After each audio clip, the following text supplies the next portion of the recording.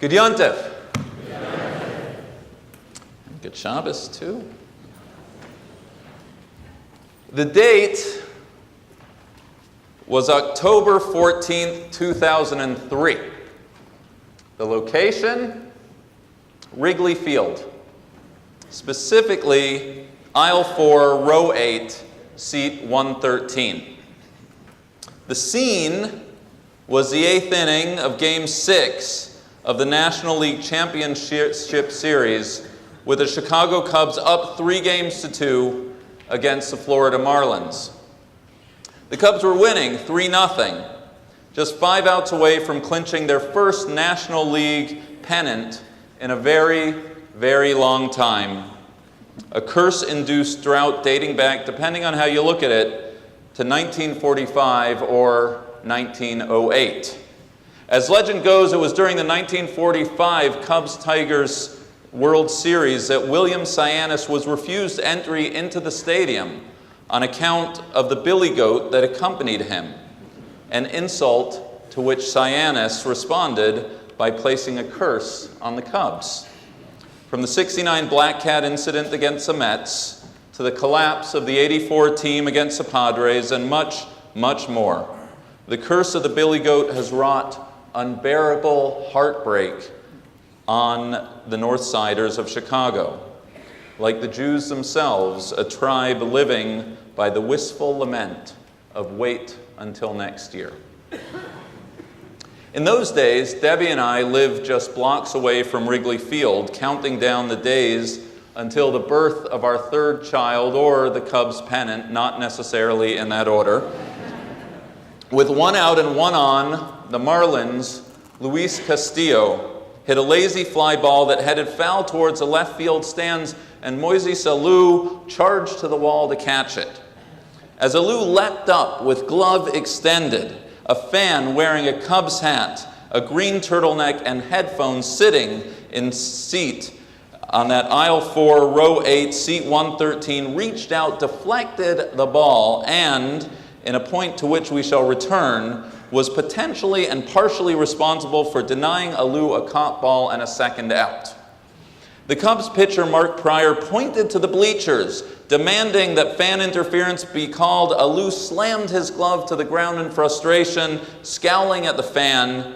It was as if the very air was sucked out of Wrigley Field, followed by incessant replays of the incident, and then unrelenting, anatomically driven chants that began to emanate from Waveland Avenue, from the stands, from everywhere, as the friendly confines turned much less friendly towards that suddenly deeply unpopular Cubs fan by the name of Steve Bartman.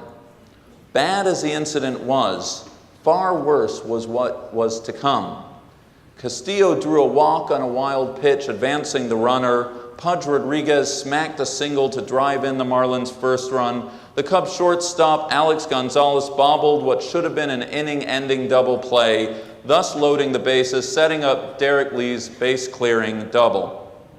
8 unanswered runs would be scored by the Marlins that evening, a 3-0 lead ending with an 8-3 defeat. The following nights, the Marlins would overcome Kerry Wood to win the pennant, and then in defeating the Yankees, the World Series. As for the Cubs and their fans, the object of their ire remained focused on Steve Bartman, who needed to be escorted in disguise outside of the stadium. The vilification of Bartman would only grow in the months and years to come. Despite the apology he issued, the combination of the severity of his misdeed, the duration of the curse, and the proximity the Cubs were to victory that evening would mark him as public enemy number 1.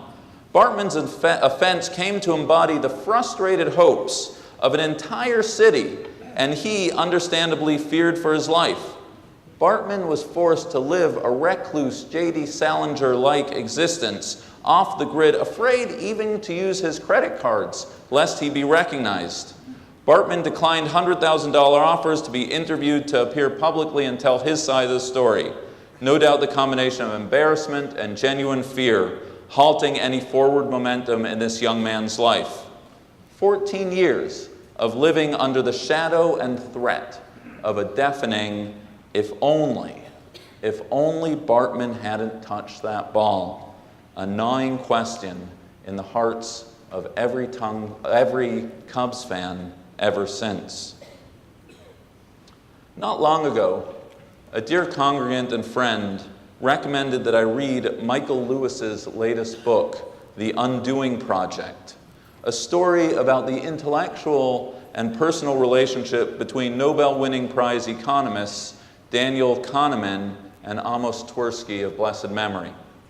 In the chapter bearing the title of the book, Lewis describes a series of Tversky and Kahneman's collaborative investigations into the manner by which people's minds construct alternate realities in order to manage the difficult truths of their lives. When faced with regret, remorse, disappointment, or otherwise, human beings are wont to create what-if scenarios, what historians call counterfactuals, in order to cope with the loss or frustration we face. It could be a mundane manner, like missing a bus or a plane. If only, we say, traffic wasn't so bad on the expressway, we would have gotten there on time. Or it could be a loss of far greater magnitude, like losing a loved one to an accident. If only he had taken an alternate route, he might still be with us. We utter those two deceptively simple words, if only, in order to create alternatives to our reality, a project of undoing, thus the title of the chapter and of the book. Despite the fact that these counterfactuals are whole-cloth inventions of our imagination, they are necessary in that they help us cope with the inevitable ups and downs of our lives. They are our go-to places by which we respond to the aspects of our being that, all things being equal, we would ask for a do-over. The danger, however, of being too quick or too plentiful with our if-onlys is that the alternate realities we construct can become a mode of avoidance and escape, a scapegoat of sorts to sidestep the necessary reflection, introspection, and self-correction with which we must all engage. It's easy enough to say, if only Archduke Ferdinand wasn't assassinated, World War I would never have begun. If only Lehman hadn't failed, the financial crisis of '08 wouldn't have happened. Or if only certain emails weren't released when they were, an election would have swung the other way. It's only human to seek a hook upon which to hang blame, a scapegoat that enables us to cope with reality. Yet anyone who studied any of these moments, historical, athletic, political, and otherwise, knows that the so-called trigger incident was but one piece of a far more complex puzzle. Almost always, the precipitating incident or episode being singled out was either A, not decisive, B, representative of a much bigger problem, or C, should have never been allowed to play the decisive role it came to function. The Monday morning quarterbacks who unduly focus on such if-onlys invariably ignore or obfuscate the larger forces at play, the systemic issues lying beneath the surface. We assign blame to what's actually a symptom, not a cause, and in so doing shirk responsibility, avoid learning anything, and worst of all, dodge the underlying issues in such desperate need of being addressed.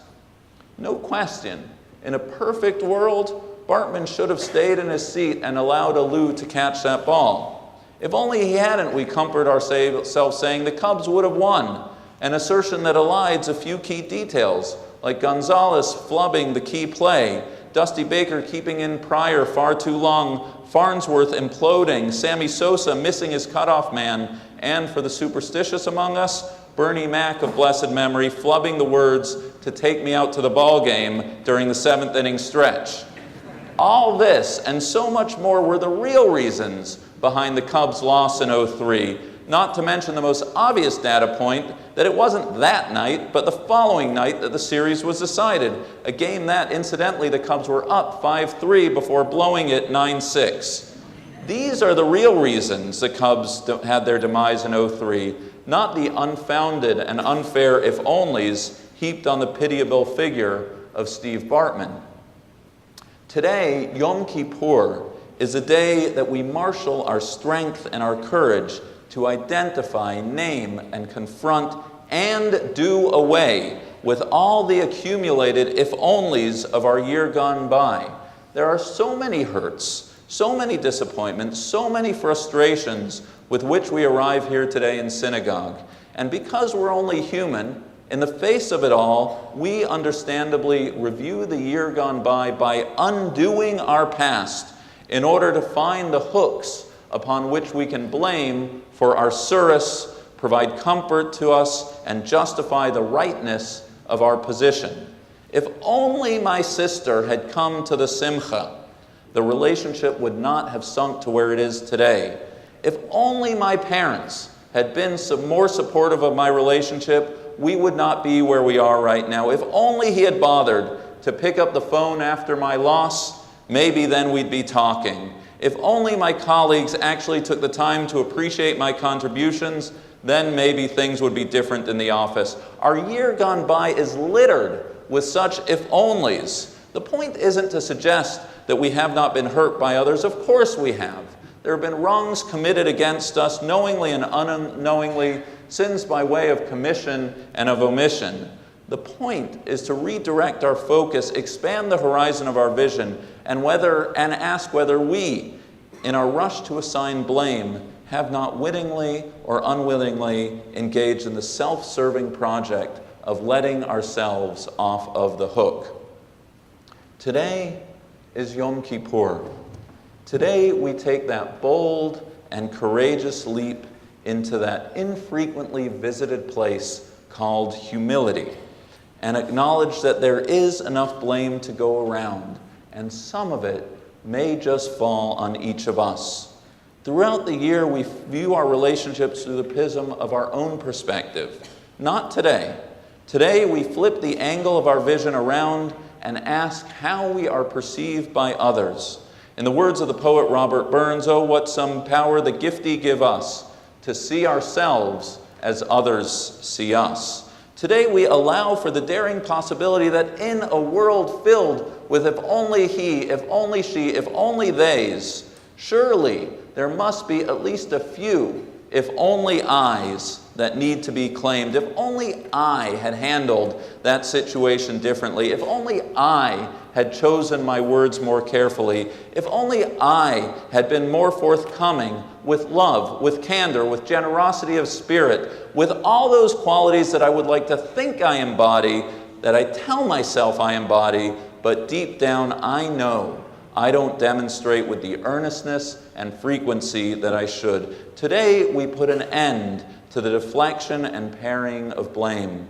Today we take agency and ownership for our missteps and concede that we ourselves are in fact contributories to the fractured condition of our lives.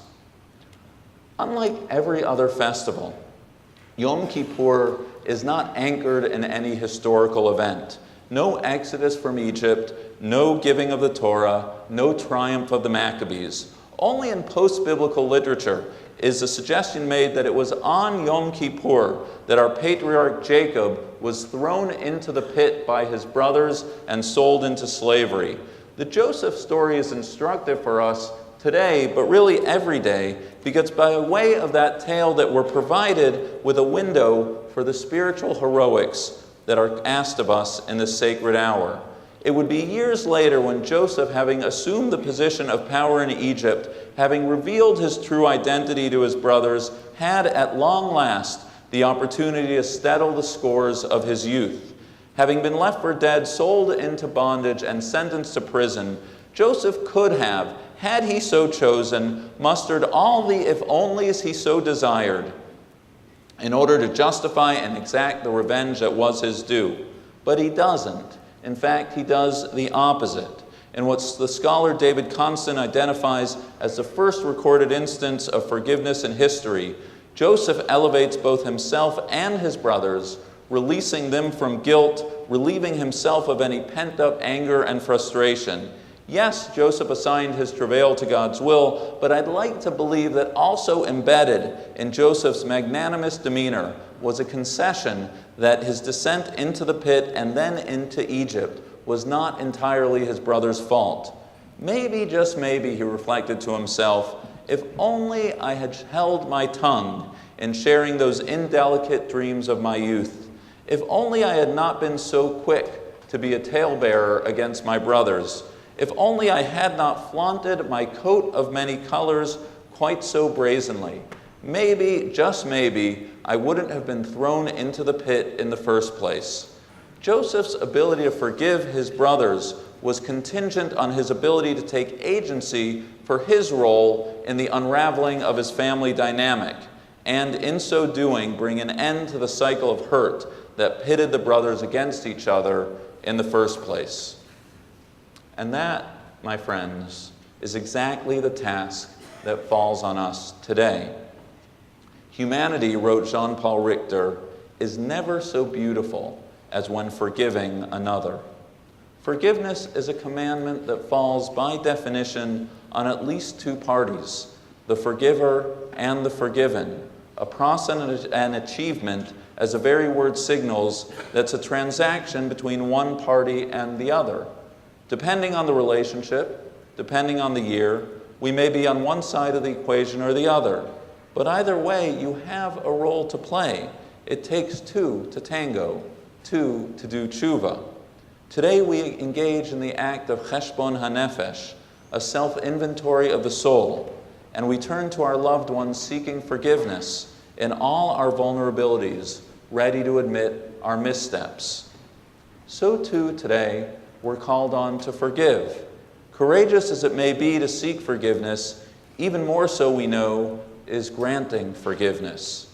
Every man, wrote Harry Ward Beecher, should keep a fair-sized cemetery in which to bury the faults of his friends. Lest we forget, the Yom Kippur ritual as related in the Torah describes the communal act of laying our sins on a scapegoat that's then sent out to the wilderness. To let go of a wrong, to let go of the entire cycle of emotion that are rightfully ours by way of another's misdeeds, that is a gift not easily given, which is probably why it's commanded. It's forbidden, writes Maimonides, for a person to refuse to be appeased, so much so that if a person refuses once, twice, 3 times, it is the one who refuses to grant forgiveness who becomes the sinner. But difficult as it is, and it is, deep down we know that granting forgiveness is as much about our own need to forgive as it is about a person's need to be forgiven. It is we who also benefit by letting go of the anger and the hurt. If only we would learn that there are more important things in the world than being right. As anyone familiar with the 12 steps knows, resentments are like drinking poison and waiting for the other person to die. Today we put an end to spending our time and energy laying blame at each other's feet. Today we reach out for the if only eyes in the toolbox of our souls and make for that humble allowance that none of us can be right about all things all the time. We too are participants in the broken dramas of our lives, and in order to move forward, we must all do our part towards mending those relationships in such desperate need of repair. All of which brings us back to where we began, because it was this year that the Cubs could finally declare next year is here. In the 7th game, extra inning, rain delayed, come from behind victory against the Indians, the Cubs ended the longest world championship drought in North American professional sports history. Lovable losers no longer.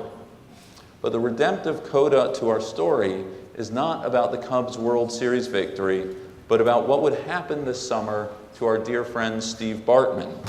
For it was on July 31st that the Cubs organization chose to honor Bartman by presenting him with a 2016 World Series championship ring. In his public statement, Cubs owner Tom Ricketts declared, quote, We hope this provides closure on an unfortunate chapter of the story that has perpetuated throughout our quest to win a long-awaited World Series. While no gesture can fully lift the public burden Bartman has endured for more than a decade, we felt it was important Steve knows he has been and continues to be fully embraced by this organization. As for Bartman, while he's yet to participate in any public ceremony or interview, he did issue a response that read in part, "Although I do not consider myself worthy of such an honor, I'm deeply moved and sincerely grateful to receive an official Chicago Cubs 2016 World Series championship ring.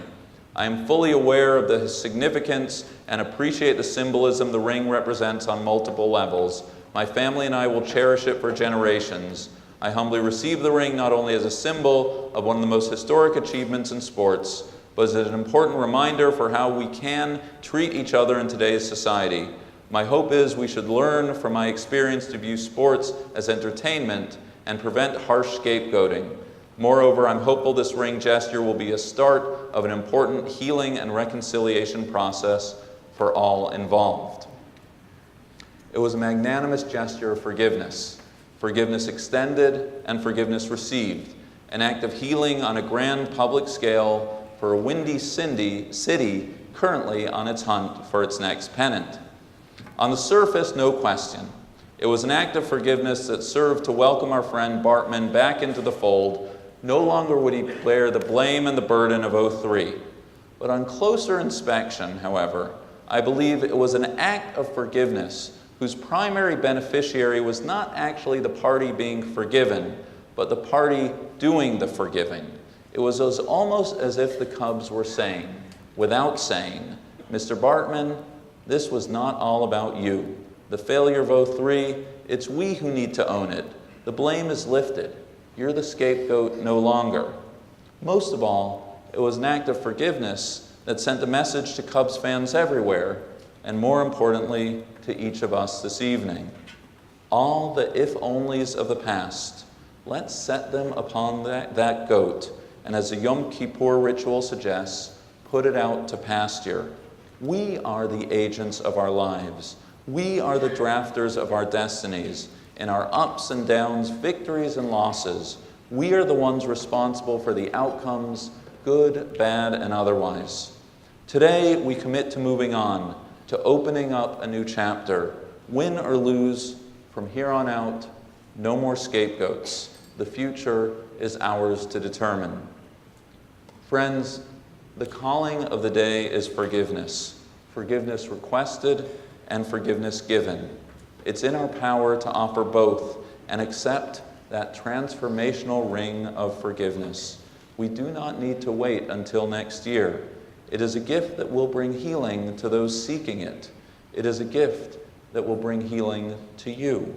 It is a gift that is ours to give, if only we have the requisite wisdom and courage to lay all our if-onlys to rest.